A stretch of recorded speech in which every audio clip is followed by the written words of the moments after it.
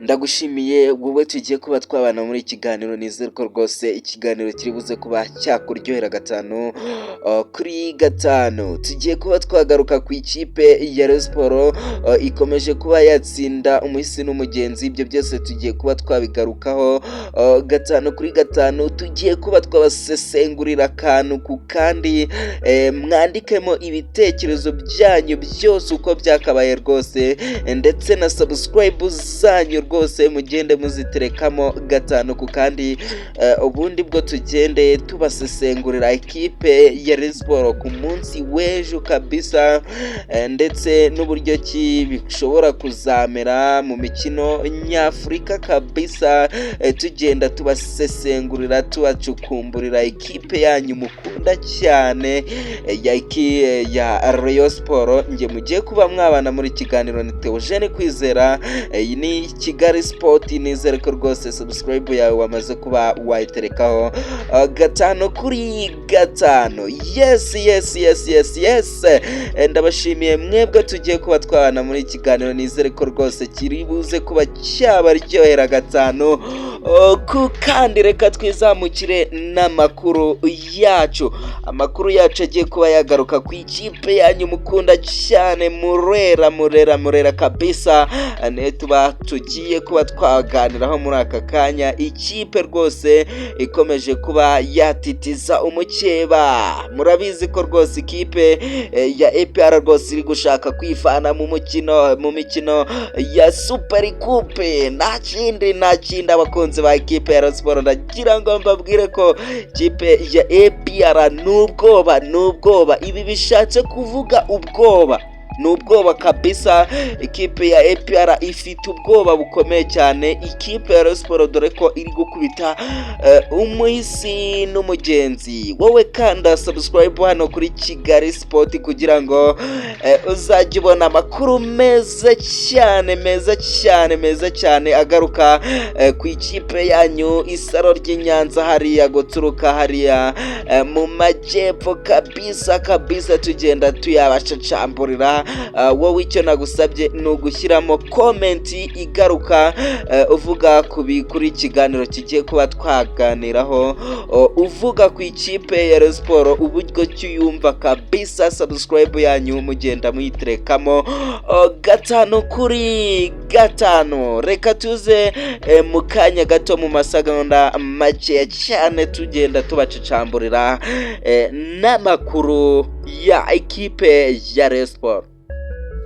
Yes, reka tube twavuga amakuru yacu. Ku munsi w'ejo nibwo ikipe ya Rayon Sports yakiraga ikipe ya Matara United hariya guturuka mu gihugu cya Kenya. Wari umukino wa gicuti kabisa. Ikipe ya Rayon Sports byari ngombwa ko iwukina isuzuma abakinnyi bayo bagiye batandukanye, by'umwihariko abivanze mu ikipe ya kabiri ya Rayon Sports. Abakinnyi bagiye batandukanye ku munsi w'ejo kabisa, bose ba Boris Benu nibo bagiye babanza mu kibuga, dore ko baza mu ikipe ya kabiri. Reka ngende babwira akantu ku kandi ku munsi w'ejo kabisa,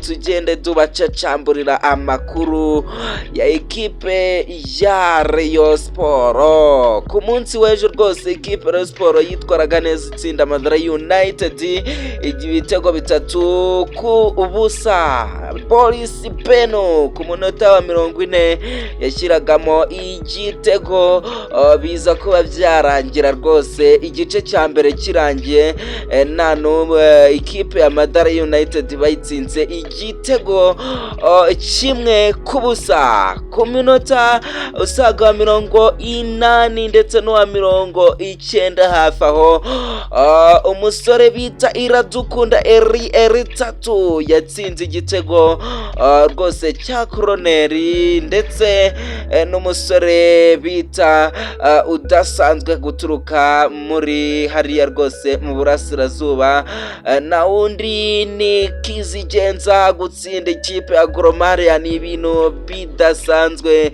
Ni umukinnyi rwose ukiri muto, ni umukinnyi rwose ufite tara, na wundi bamwita Muhoza Daniel rwose ku munsi w'ejo yitwaraga neza atsinda igitego ekipe ya Madare United.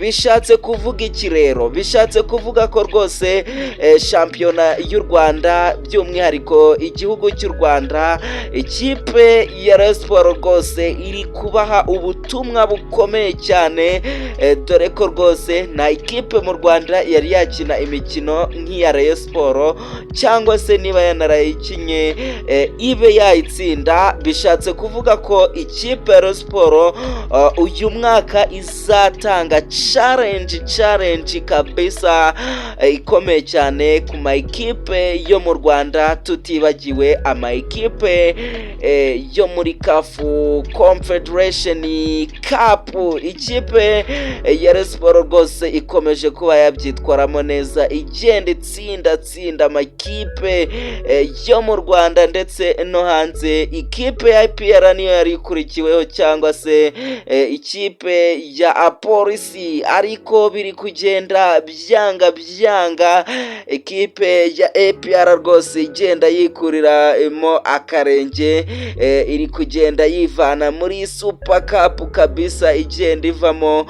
Biri guterwa n'iki? Biragaragara ko rwose ikipe ya APR ifite ubwoba bwo kuba yatsindwa na ikipe ya Rayon Sports mu mikino ibanza kabisa itangira umwaka. Uri kumva ko rwose cyaba ari ikibazo gikomeye cyane ikipe ya Rayon Sports iramutse itsinze ikipe ya APR mu mikino ibanza. Ndagira ngo mubwize ukuri ko nta mufana wazongera kugaruka ku kibuga n'umwe kabisa. Reka mbakubite breaking news, amakuru ari kugenda asumira abakunzi ba ekipe ya APR. Ndagira ngo mbe nababwira ko umutoza Trarebu ari mu nzira zisoka mu ikipe ya APR.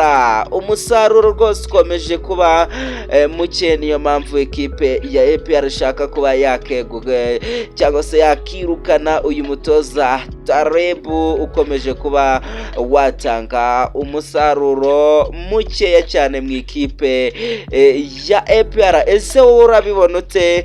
Uyu mwaka urabona ikipe ya APR cyangwa se ya Rayon Sports? Reka tube twatangira ku ikipe ya APR. Urabona ikipe ya APR izabasha kuba yahagarara imbere y'ikipe ya Rayon Sports ikabasha kuba yayitsinda? Ese uri kubona ikipe ya Rayon Sports izabasha kuba yahagarara imbere y'ikipe ya APR? Ndagira ngo byose ugende ubitereka muri komenti, turi buze kuba twareba ibi bitekerezo byanyu, tugende tubisoma tureba ibyo mwagiye mwandika gatanu kuri gatanu. Ikipe ya Rayon Sports rwose ndagira ngo mbe nababwira ko ikomeje kwitegura ikipe ya hariya muri Cote d'Ivoire rwose bizakina muri CAF Confederation Cup.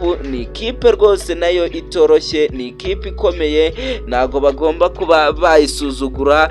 Ni ikipe rwose ishobora kuba yatanga challenge ku ikipe ya Rayon Sports, ariko ndagira ngo nkubwire ko ubuyobozi bwa ikipe ya Rayon Sports nta yindi gahunda niyo kuba bagira mu matsinda, kandi birashoboka cyane. Iyo kipe rwose ntago yakitambika ikipe ya Rayon Sports na confidence ifite n'imbaraga ifite rwose z'imikinire kabisa. Ritatu kabisa, ritatu ntago yabura igitego kwira kipe, igitego ntago azakibura kabisa. Zitinze kugera kandi muzabimbwire ni ku itariki 4 kabisa bakina imikino ya ya CAF Confederation Cup, muzaba mumbwira ekipe ya Rayon Sports uburyo ki izabyitwaramo gatanu ku kandi. Ndagira ngo mbe nabashimira kuba mwakurikira ikiganiro cyacu cyangwa se kuba mwakurikiye ikiganiro cyacu. Nizere ko rwose mwagize umunsi mwiza, nizere ko rwose ikipe yanyu mukunda cyane, murakomeza kuba mwayiba hafi.